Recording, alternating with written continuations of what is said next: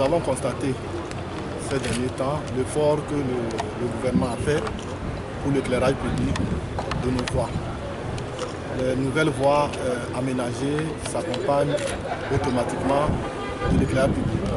Même les voies non encore aménagées, aussi bien à Lomé qu'à l'intérieur du pays.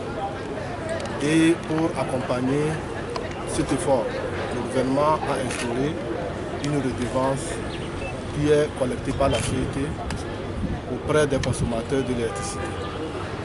Et un comité a été mis en place également pour la gestion de ces fonds. Ces fonds sont destinés à l'extension du réseau d'éclairage public, à appuyer le gouvernement dans l'extension du réseau d'éclairage public, à la réhabilitation du réseau existant, à la maintenance du réseau existant et à la réhabilitation du réseau existant. Une partie de ces fonds sert également à soutenir les collectivités locales pour le paiement des factures. Donc, vous voyez qu'il y a un certain nombre de tâches qui sont faites par un certain nombre d'acteurs. S'il n'y a pas une réglementation pour gérer toute cette situation, il va se poser un problème. Donc, l'autorité de réglementation du secteur de l'électricité, l'ARCE, a une mission, a l'une des missions de proposer au ministre des Mines et de l'Énergie des textes réglementaires pour ce qui concerne le réseau électrique. Donc c'est dans cette mission-là que l'ARCE s'auto-saisit de la situation et a élaboré un projet de document qui a été d'abord soumis à la société pour recueillir les observations qui ont été intégrées. Ensuite au comité de gestion de l'éclairage public qui également fait des observations.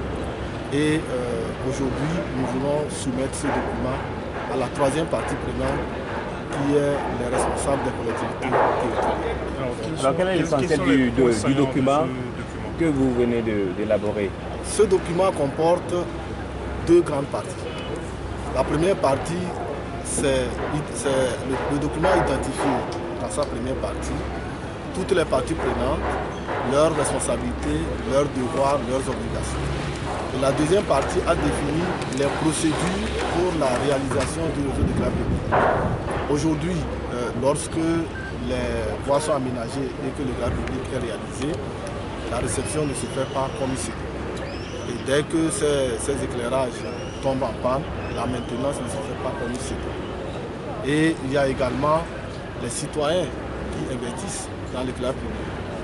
Et l'investissement aussi devait suivre un certain nombre de règles. Donc, dans la deuxième partie, les procédures ont été définies pour toutes ces tâches-là, pour pouvoir dire à chacun ce qu'il doit faire. l'ARCE sera derrière pour veiller à ce que ces procédures soient respectées. Depuis quelques années, le gouvernement a entrepris un vaste chantier de modernisation de nos infrastructures socio-économiques, notamment celles de transport. Ces chantiers intègrent des volets de construction de réseaux d'éclairage public, lesquels réseaux sont mis à la charge des collectivités locales. Par ailleurs, en marge des chantiers routiers, l'État a aussi engagé des chantiers d'électrification et d'expansion de réseaux électriques. Là aussi, les réseaux d'éclairage public sont construits. Toutefois, en dehors des acteurs étatiques compétents, d'autres personnes et institutions prennent aussi une part active dans le financement de projets de construction et d'expansion de réseaux d'éclairage public dans nos localités. Malheureusement, force est de constater que ces activités sont réalisées en l'absence de toute réglementation précisant clairement les droits et obligations des différentes parties prenantes dans la gestion de ces ouvrages d'éclairage public. Cette carence réglementaire est source d'énormes difficultés, aussi bien pour les collectivités territoriales que pour la CET et le ministère chargé de l'énergie. Ainsi, pour y pallier, l'ARCE, conformément à la loi 2012 du 18 juillet 2000 relative au secteur de l'électricité, qui lui confie entre autres La mission de proposer des normes pour la réglementation des activités de production, de transport et de distribution de l'énergie électrique a lancé depuis quelque temps un processus en vue de la mise en place d'un cadre réglementaire pour la gestion de l'éclairage public dans notre pays.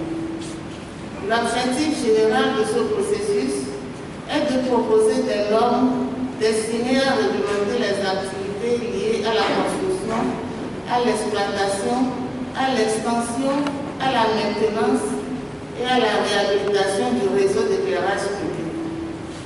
Afin de mener à bien ce processus, l'ARCE, avec l'assistance du cabinet Afrique Ingénieur Expert Consultant, AIEC, a organisé au cours du second semestre 2014 une tournée auprès des acteurs du secteur de l'électricité, mais également auprès d'autorités politiques et administratives locales directement concernées par la gestion de l'éclairage public. Les avis, observations et suggestions recueillis des acteurs rencontrés ont permis de faire un état des lieux de la situation, puis un avant-projet de règlement pour la gestion de l'éclairage public dans notre pays est élaboré.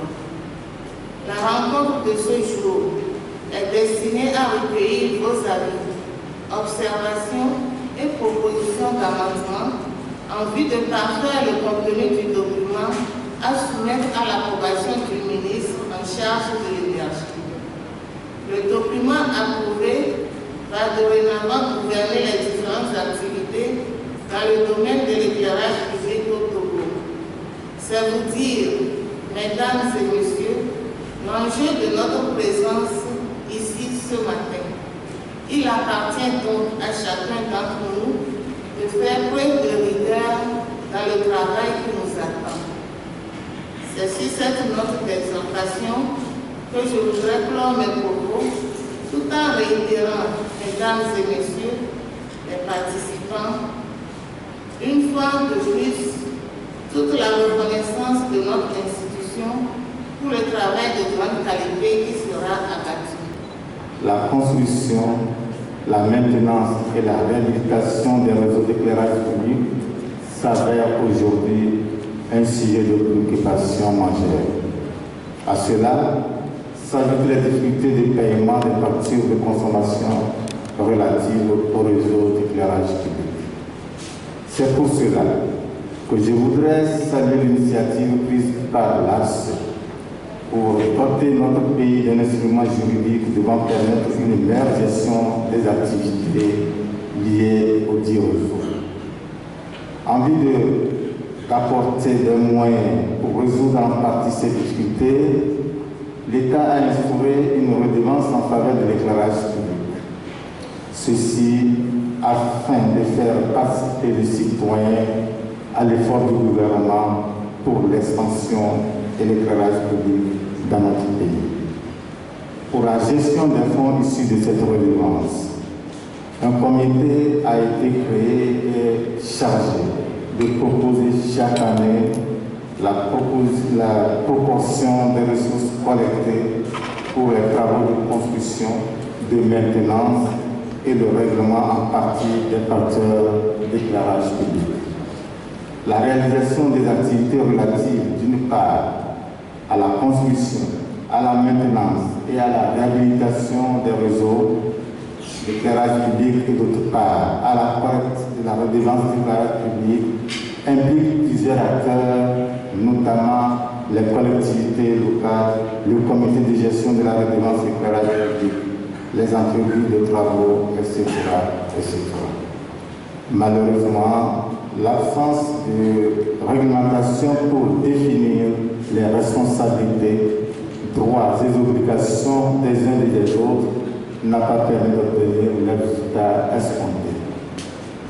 Tenez, plusieurs sont encore nos artères qui sont mal éclairées, alors même que chacun d'entre nous ici a une bonne idée des impacts positifs de l'éclairage public dans la sécurité nocturne, l'exercice ou la poursuite des activités socio-économiques à la tombée de la nuit, sans oublier nos enfants qui étudient sous les lampadaires une fois la nuit tombée.